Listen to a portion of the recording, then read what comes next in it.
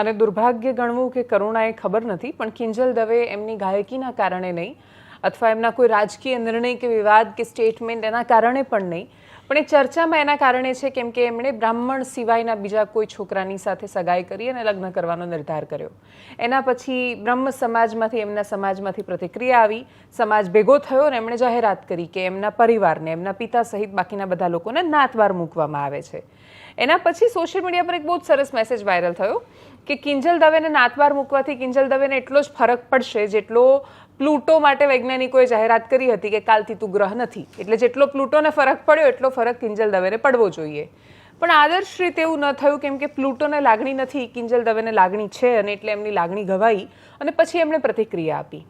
એમણે જેવી પ્રતિક્રિયા આપી આ વિષય પર, અને એમણે બ્રહ્મ સમાજને અમુક પ્રશ્નો પણ કર્યા આડકતરી રીતે, એના પછી વિવાદનો દોર શરૂ થયો.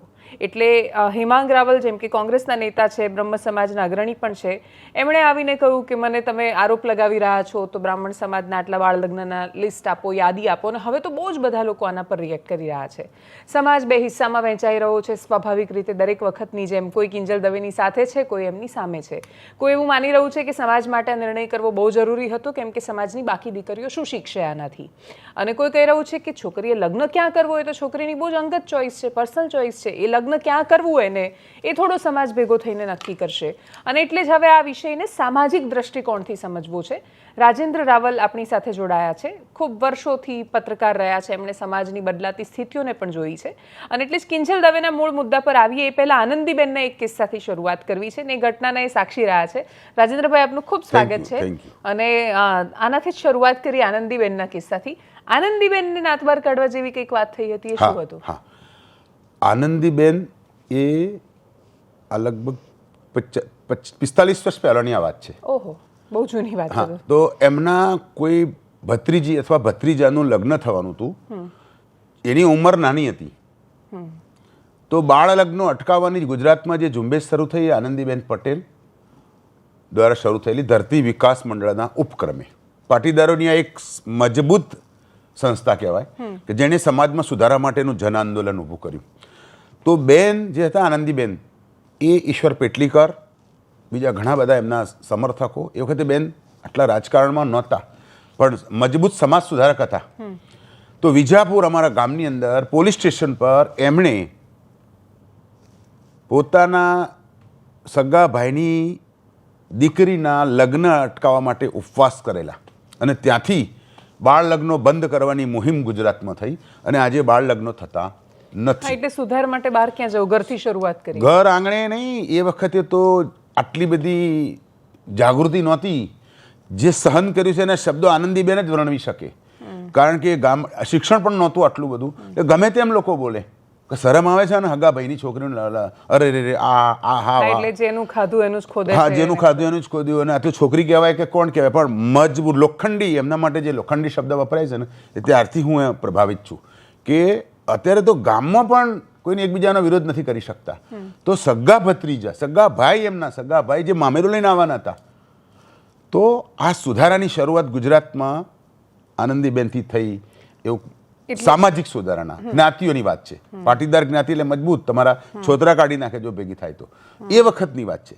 તો એ વખતે બેને બહુ મક્કમતાપૂર્વક સાબિત કર્યું કે નાની ઉંમરે લગ્ન કરવા જોઈએ નહીં, અને અત્યારે લગભગ થતા નથી. અને એ વખત હાય હાય કહેતા હશે એ લોકો, બેન સીએમ બન્યા ત્યારે એવું કહેતા હશે અમારી છોકરી સીએમ બની. અરે ગુજરાત કી બેટી, વાઘ કે સિંહ કે બધું જ કે, પણ બેનને એવું કે મને બહુ નજીકથી પડી જાય છે. એ કંઈ એમને કંઈ કોઈ અસર થાય જ નહીં. એ પોતે એમની એક આંખમાં વિકાસ છે ને બીજી આંખમાં ભારત છે, એ ટાઈપનું એમનું હતું. અને હું ઘણીવાર પૂછતો, ફેન લાગો છો તમે? ના, ફેન નહીં, એમના વિચારોથી પ્રભાવિત છું. મારે રાજકીય સાથે કોઈ સંબંધ નથી, પણ એમના વિચારો. મહેસાણા જિલ્લાની અંદર એક જડ પરંપરાઓ વચ્ચે આવું બોલવું. અને એક સ્ત્રી, પુરુષ બોલે તો સિંહ કહેવાય, પણ એક સ્ત્રી બોલે ને પોલીસ સ્ટેશને બેસે તો અત્યારે તમે પોલીસ સ્ટેશન જતો ડરો છો.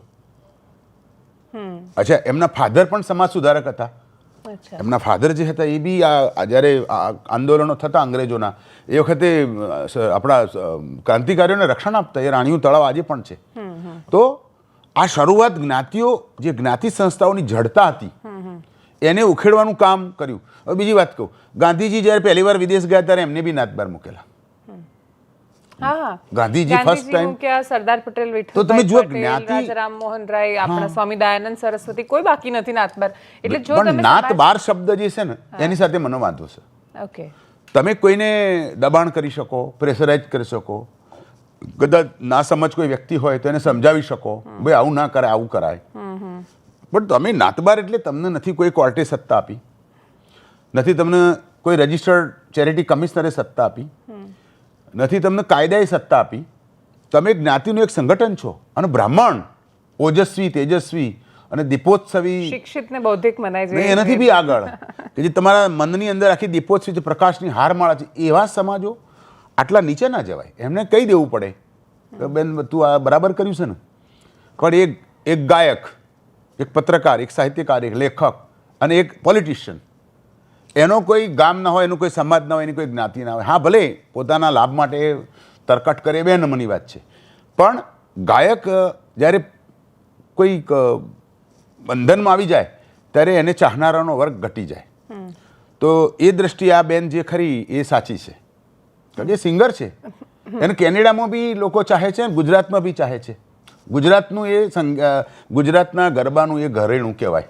જ્યારે તમારા ગરબાને મોસ્કોમાં ચાન્સ મળે છે ત્યારે તમે બ્રાહ્મણ થઈને બીજી કદાચ કોઈ કોમ કરે તો ચાલે, પણ તમે જ્ઞાતિના આખા સમાજને માર્ગ આપનારો બ્રાહ્મણ સમાજ કહેવાય. અને તમે એને નાતબાર મૂકો એટલે નાતબાર મૂકવા, મને એવું લાગે છે ને કે કદાચ જે ભેગા થયેલા લોકો હતા રોજ ઠાલવી શકો તમે. એમને એ ખબર જ નથી કે કશું ગેરબંધારણીય કરી રહ્યા છે. ના, પહેલા હતું જ ને. પહેલા જ્યારે જ્ઞાતિ કેમ અસ્તિત્વમાં આવી? મધ્યકાલીન યુગની અંદર જ્યારે વેરવિખેર જ્ઞાતિ સમાજ વ્યવસ્થા હતી ત્યારે એકબીજાથી રક્ષણ કરવા માટે જ્ઞાત, સંસ્કૃતમાં જ્ઞાત એટલે જાણવું, તો આ જ્ઞાતિઓ બની કે ભાઈ અહીંયા વિદેશી આક્રમણ કરીને ભાગો, અહીંથી બીજે જતા રહીએ. પછી આ જ્ઞાતિઓ એમના નિયમો બનાવ્યા, જન્મ, સગપણ, લગ્ન, મરણ, અને આ પેટા નિયમો બનાવ્યા. અને આમાં જ્ઞાતિઓની હાકેમશાહી આવી એટલે ભણેલા શિક્ષિત વર્ગે આ તોડી પાડ્યું. અત્યારે તમે જો ચેરિટેબલ ટ્રસ્ટો, જ્ઞાતિ મંડળો સારા ક્રાંતિકારી કામો કરે છે. કેન્સરથી ભવિષ્યમાં કેન્સર ન થાય એના માટે અમારે ત્યાં અમારી જ્ઞાતિ, બ્રાહ્મણોની જ્ઞાતિ, પછી પાટીદારો એ પેલી પ્રિવેન્શન કેન્સર રસી આપે છે છોકરીઓને. 9 વર્ષથી 40 વર્ષની છોકરીઓને 3 ડોઝ સરકાર પૈસા ના આપે તો કંઈ નહીં, જ્ઞાતિઓ ફંડ ફાળા કરીને આ કામ કરે છે. સમૂહ લગ્નો કરે છે. સમૂહ લગ્નની અંદર સોગાદો, ભેટ સોગાદો આપે છે. પેલા સુરતની અંદર પેલા પટેલ, તમે જુઓ પોતાની દીકરીઓની જેમ. આ એક વિકાસની પ્રક્રિયા છે અને એમાં બ્રાહ્મણ સર્વોચ્ચ હોવો જોઈએ. ત્યારે આ લોકોએ જે કર્યું છે ને એ હું એવું માનું છું કે એક બબાલ ઊભી કરી છે. એટલે પણ આ વિવાદ એમાં એને કોઈ કાયદાકીય કશું ના કરી શકે, લોકો કોઈ બી ના કરી શકે. ઓબ્વિયસલી એને બીજું કાયદા એ કરી પણ ના શકે. એટલે આ જો આ મેટર અદાલતમાં જાય તો એ સમાજે જેણે આ જાહેરાત અદાલતમાં જાય કઈ રીતે? કોણ જો કિંજલ દવે ઉદાહરણ તરીકે આ વિષયને કોર્ટમાં લઈને જાય તો કોર્ટ એની તરફેણમાં ચુકાદો એટલે આપશે કેમ કે કોર્ટ સજા કરે. એટલે જ કહું છું, જ્ઞાતિને અધિકાર નથી આ કરવાનો. જ્ઞાતિ બાર મૂકનારાઓને કોર્ટે કેટલાને સજા કરેલી છે. એક્ઝેક્ટલી. અને આ એક કોઈ આમાં મને તો એવું લાગે છે કે આ એક એમની પેટા જ્ઞાતિએ એને પૂછવું જોઈએ, એને પૂછવું જોઈએ. બ્રાહ્મણો તો એનું બહુમાન કર્યું હતું. કિંજલ દવેનો અહીંયા સોલા ભાગવત વિદ્યાપીઠમાં હું હતો, આ જ બ્રાહ્મણ સમાજે કિંજલ દવેનું બહુમાન કર્યું હતું એની કલા ઉપર. એટલે આ કિંજલ દવેના વિષયથી પણ જો ઉપર ઉઠીને આખી આ વાતને જોવા જઈએ તો એક તો કિંજલ દવે 3 વાર ચર્ચામાં આવ્યા. પહેલી વાર જ્યારે એમની સગાઈ થઈ ત્યારે ખબર પડી કે સાટામાં સામસામે પેલો સાટા ચાલે છે. હજુ એ સાટા ચાલે છે અને સામસામે એમાં સગાઈ થાય છે. એટલે પહેલી વાર સગાઈ થઈ એ પવન જોશી નામના કોઈક છોકરા સાથે, ત્યારે આવ્યા ચર્ચામાં. એના પછી સગાઈ તૂટી ત્યારે ચર્ચામાં આવ્યા. ત્યારે પણ એ જ વાત થઈ કે જ્યારે સામા સાટે કરેલું હોય તો એ બહુ લાંબા દરેક વખતે લગ્નો કે કોઈ પણ ટકતા નથી ને એમાં એક કપલની સાથે બીજા કપલને ફ્રીમાં ભોગવવાનું આવતું હોય છે. એક જગ્યાએ વાંધો પડે એટલે બીજાએ ફ્રીમાં એને વાંધો પાડવો જ પડે, એને પ્રચારમાં આવી જાય. હા, એને ગમતું હોય તો એને છૂટું થવું પડે. આ સ્થિતિ આમાં. પણ આનાથી આગળ કહું, ફોરેનમાં આપણા ભારતીયો રહેશે હવે ત્યાંની છોકરીઓ સાથે પરણે છે. હા, એટલે આ કોને બદલાઈ છે સમાજ. કોને ક્યાં પરણવું એ જ્ઞાતિ નક્કી ના કરે. હા, સંસ્કાર, વિચાર, આહાર, આપણી પરંપરાઓની જે મજબૂતાઈ જાળવી શકે એવા અનેકો છોકરીઓએ જ્ઞાતિ બહાર લગ્નો કર્યા છે. બીજું દરેક પ્રયત્ન કરી શકે. એટલે હા. તમે એવો પ્રયત્ન હા, કરી જ્ઞાતિ શકો એને એવું બોલાય. ઈચ્છો. તમે એવું ઈચ્છો કે તમારી જ્ઞાતિ ચલો આ જ્ઞાતિમાં બીજી કોઈ છોકરીએ બાર લગ્ન નહીં કરાવે, કર્યા જ છે, પણ આ ફેમસ છે અને બીજું એટલે લગભગ ફેમસ કદાચ- હોવું એ ગુનો? એટલે અત્યારે તો એ જ સાબિત થઈ રહ્યું છે આ સોશિયલ તો મીડિયામાં ઉલટાની જે એની લખી રહ્યા પ્રતિષ્ઠા વધી ગઈ, કિંજલ દવે વધુ ફેમસ થઈ. હા, એટલે જે રીતે ચર્ચામાં આવ્યા એ રીતે તો બહુ ફેમસ થયા. પણ આમાં જે તમે આ બ્રાહ્મણની વાત કરી એમાં એક સરસ શાસ્ત્રોનો એક શ્લોક છે ને કે જન્મના જાય તે શુદ્ર સંસ્કારાત ભવે તદ્વિજા. એમાં છેલ્લું લાઈને આવે છે કે બ્રહ્મમ જાનાતિ બ્રાહ્મણઃ. બ્રહ્મ જાણે તે બ્રાહ્મણ. એટલે આ વાતને જો બહુ વિસ્તારથી જોઈએ તો એવું થાય કે ના સાટા પ્રથા પર બધાએ ભેગા થઈને ચિંતન કે મનન કર્યું, ના બાળ લગ્નો પર જો થતા હોય તો એના પર કોઈ ચિંતન મનન વ્યસન, કર્યું, કુરિવાજો, વ્યસન, આના પર કોઈ ચિંતન કર્યું? અને કર્યું હોય તો કદાચ એવું હોય કે એ ચર્ચામાં ન આવ્યું હોય કે જેમ કે મીડિયા એટલે આ તો આટલું બધું થયું એટલે અમે આપણે નોંધ લઈને એની વાત કરી રહ્યા છીએ. આ મેટર કિંજલ દવેની છે એટલે વાત કરી રહ્યા છીએ. કદાચ આવું કેટલું બધું થતું હશે પણ એ બધાના ધ્યાનમાં નહીં આવતું. એ મારો પ્રશ્ન શું છે, આંતરજ્ઞાતીય લગ્ન એ ગુજરાતમાં છેલ્લા 2-3 વર્ષથી એટલા બધા ચર્ચાનો વિષય છે. પાટીદારો આંદોલન કરે છે, પછી ઠાકોર સમાજ એને સમર્થન આપે છે, હમણાં કોળી સમાજમાંથી એટલે ન્યાત બાર નથી મૂકતા. એ આંદોલન એમના સાચા જ છે, આપણે એમ માની લઈએ એક તરફે. એટલે નહીં, મારો એ જ પ્રશ્ન છે કે એક બાજુ જે રાજ્યની વિધાનસભાનું કામ છે, સમાજ હજુ વધારે વિસ્તરે, વિકસે, વૈજ્ઞાનિક દ્રષ્ટિકોણ અપનાવે, એ વિધાનસભાના ધારાસભ્યો જો ભેગા થઈને એવું જ નક્કી કરવાનો પ્રયત્ન કરશે કે અમારી છોકરી, બીજું છોકરી માટે જ કે છે, છોકરા લઈને આવે છે ત્યારે કોઈ અને કેમ બીજું નથી કહેતું? તમે ધારાસભ્યની વાત કરી, ધારાસભ્યને તો પત્રિકા આપવા છે કે સાહેબ પધારજો અમારે ત્યાં. સાહેબ પાછા આવે એટલે અંગાથી 10-15 જણા હોય ને સાહેબ આવી ગયા, મારે તો મારા છોકરાના લગ્નમાં સાહેબ આવી ગયા. તો આ જ્ઞાતિઓ એ છે ને આ એક સ્વયં સૂચનો વિષય છે.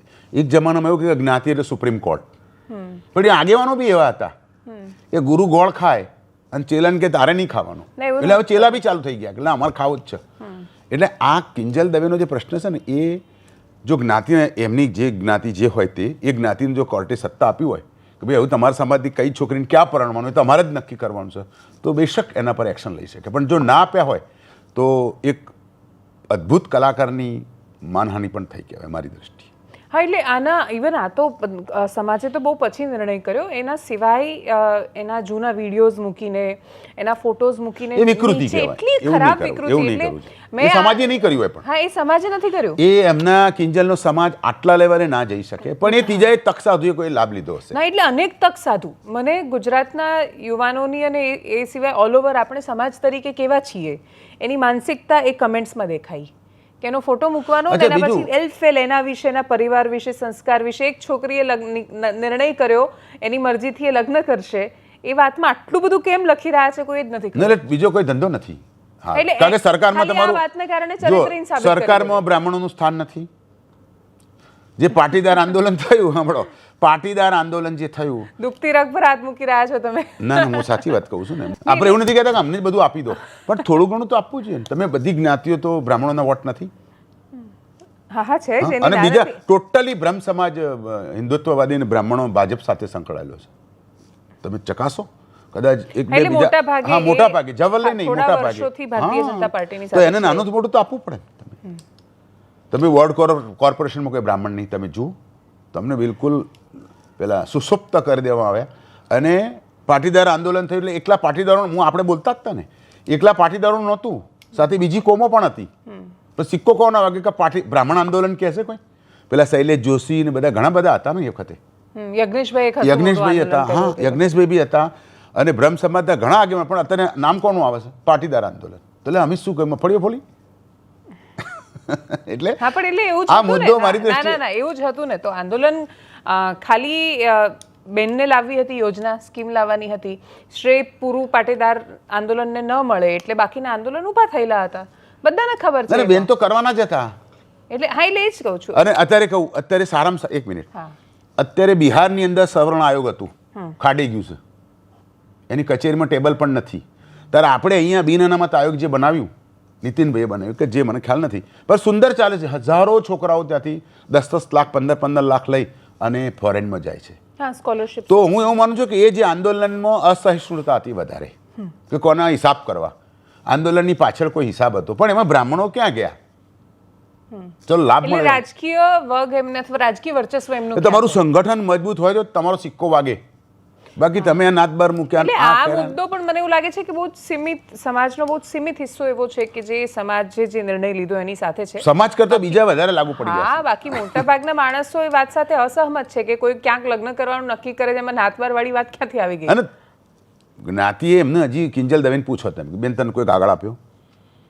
ના ના, આ તો ખાલી બધા ભેગા થાય આમાં વંટોળીઓ મને ખબર છે આ સમાજોના કાર્યક્રમ કેવા થતા હોય છે.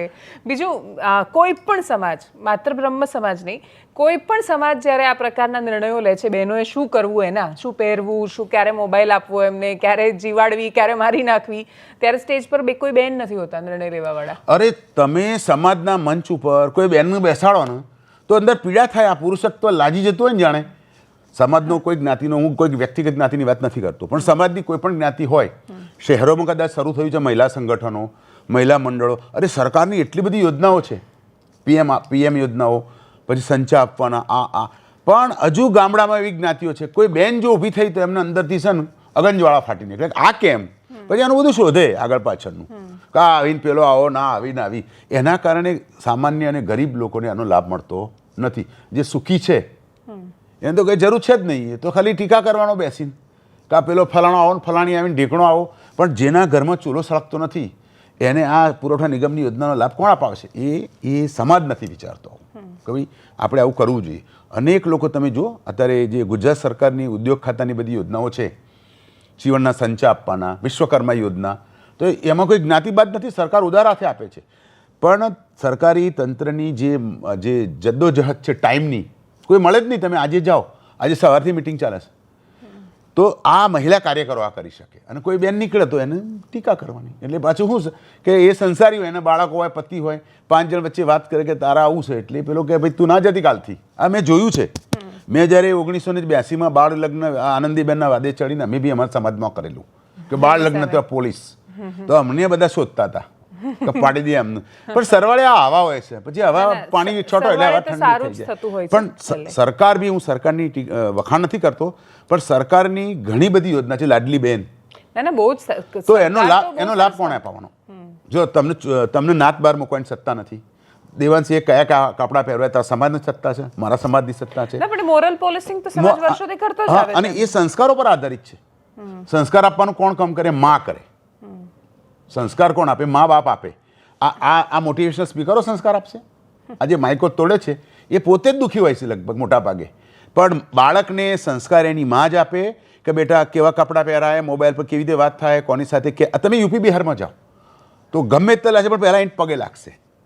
તમે યુપી બિહાર કે રાજસ્થાનના કોઈના ત્યાં જાઓ તો તમને પહેલી મીઠાઈ આપશે.